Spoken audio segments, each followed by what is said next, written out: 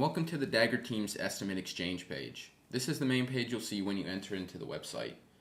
We have the questions listed on the left-hand column along with the current estimates. For example, the first question asks, will Ireland trade live cattle with Spain or Portugal in 2011? And the current estimate is 80%.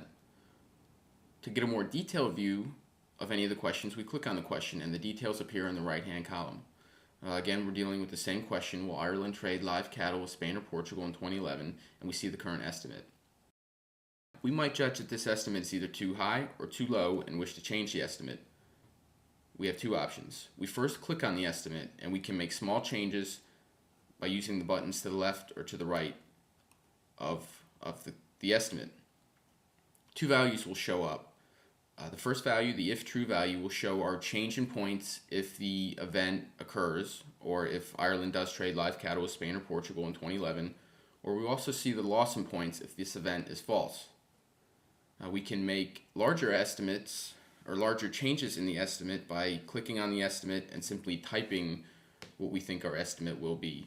But be careful, as we move closer to one of the edges, in this case as we move closer to 1, our if true value is still increasing, but our if false loss is becoming much more significant.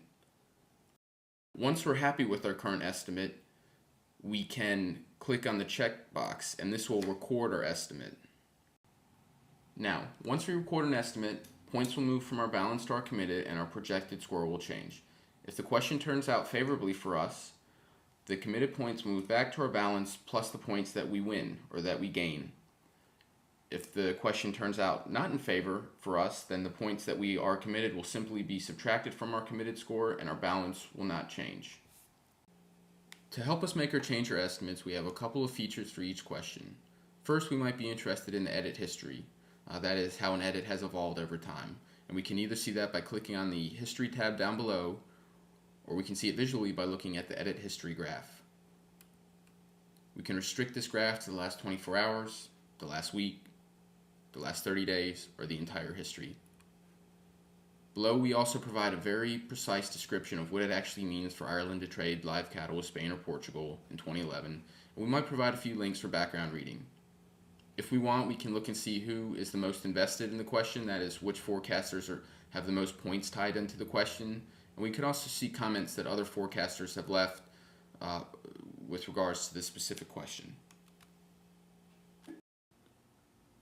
You start off with 1,000 points, and that's enough to make estimates on about 3 to 5 questions. So you're going to want to keep track of the estimates that you've made.